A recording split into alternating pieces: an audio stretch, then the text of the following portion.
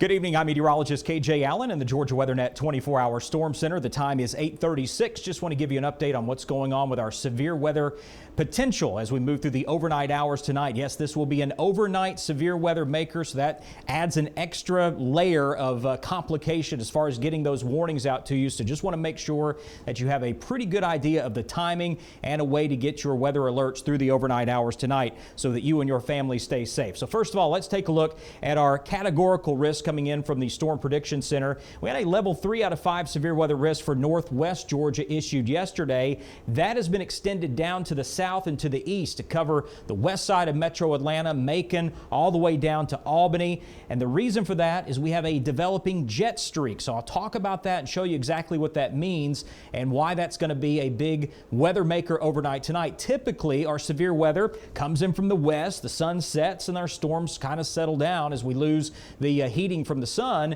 But we have a different situation tonight as our storm parameters will actually ramp up as we move through the overnight hours. More wind shear, more instability, and so we'll talk about all that. So a very different weather situation here than we've dealt with in quite some time. Level 2 out of 5 severe weather risk from Athens, Augusta, down to Vidalia and Valdosta. And then we have this sliver of our level 1 out of 5 severe weather risk. This map takes us until 7 o'clock tomorrow morning. So by 7, we're going to see those storms move out toward the coastline. So we have our level 2 out of 5 severe weather risk from Savannah down to Darien, Brunswick, and St. Mary's, and then stretching inland up to Bullitt County and all the way down to Ware County, Waycross. Level 1 out of 5 severe weather risk right on the backside of that. So going to talk about all the timing, what all this means, and I want to show you one other thing that kind of sticks out to us that we need to note. Going back to today's severe weather outlook, our probability of tornadoes. So this orange box indicates that we have a 10% chance of seeing a tornado. If you drop a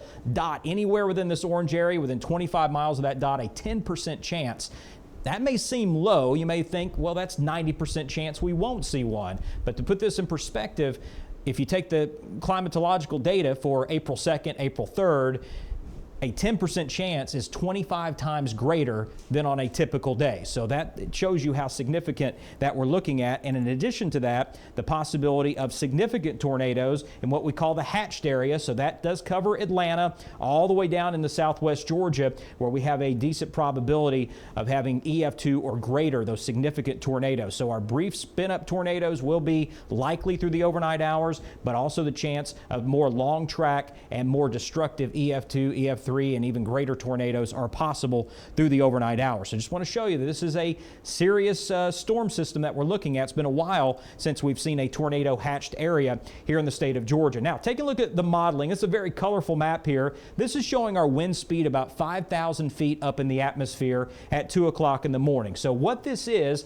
actually the jet stream that's going to be cutting right up through Georgia. And we're getting the formation of what we call a jet streak, which is just a really fast-moving part of the jet. So we have some very fast-moving wind coming up from the southwest, moving up into Georgia. We're talking about 70, 80 mile an hour wind, about 5,000 feet up. Now, that's not terribly high, but you know, telephone poles and trees are certainly not 5,000 feet high, but here's what this means. With this jet streak, we're going to be pulling in warm, moist, unstable air through southwest Georgia all the way up through the mid-state through the overnight hours. So this is only going to strengthen as we move through the overnight hours tonight. So more instability coming up, not the other way around. Usually we lose the instability once we get through the overnight hours, but that's not going to be the case tonight. And also just the power of that wind.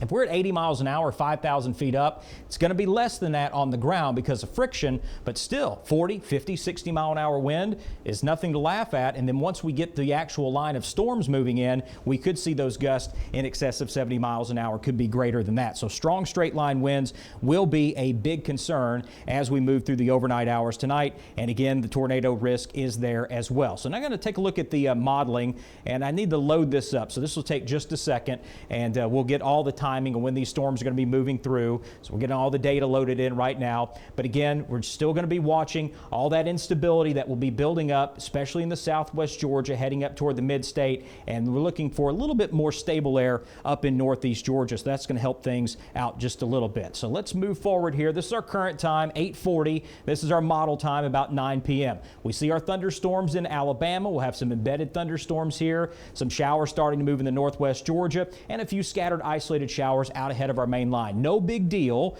but then things start to get a little bit more active as we head toward 11 o'clock tonight.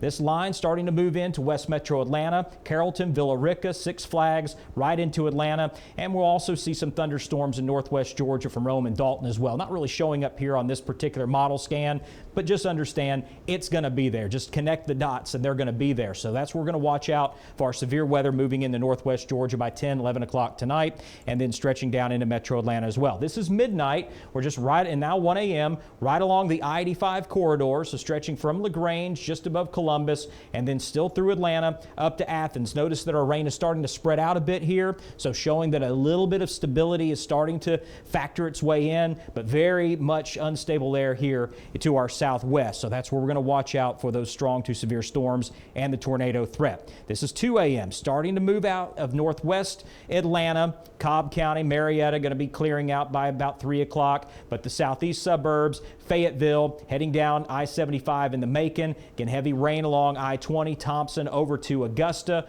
and then we see these embedded thunderstorms from Macon stretching all the way down toward Albany, starting to move in the northwest side of Albany around Leesburg, and that's at 3 a.m. Now 4 a.m., continuing to track through Albany. Going to be starting to clear out in Macon. This is going to be still very breezy, but we're going to clear out fairly quickly through the overnight hours. Northwest Georgia should be pretty much clear by 5 a.m., but our line pretty much connects from Lake Seminole all the way up to Augusta and all points in between. Anywhere with this line, we could see those strong to severe thunderstorms.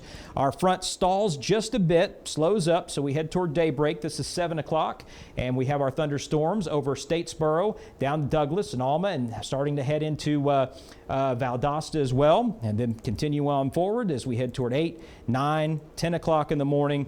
We're going to be all clear in the mid-state, North Georgia, and our thunderstorms are going to be mainly over coastal Georgia, stretching into Savannah, heading down toward Brunswick and St. Simons, and then finally starting to move everything out by about noon. Leftover showers on the backside, but our main squall line here is going to be off the coastline by noon tomorrow. So that's just going to give you an idea. And again, we're going to see a lot of weakening with this as we get going through tomorrow. So that's why we don't have the level 3 down in southeast Georgia, but we do have that level 2. So we just want to keep an eye on that line as it continues to move into coastal Georgia by late tomorrow morning and then moving out by tomorrow afternoon. So that is the very latest. Let's go ahead and take another little peek here at our live radar at 8:43 and turn on our tornado and severe warning, see what we have. So right now, nothing in Alabama. So again, this is giving us that, unfortunately, kind of a sense of security that maybe it's not going to be all that bad, but with that inflow of the unstable air coming in, this is just going to feed into that. We're going to see a lot of these storms, part of this line, go strong to severe. We do have a couple of severe thunderstorm warnings there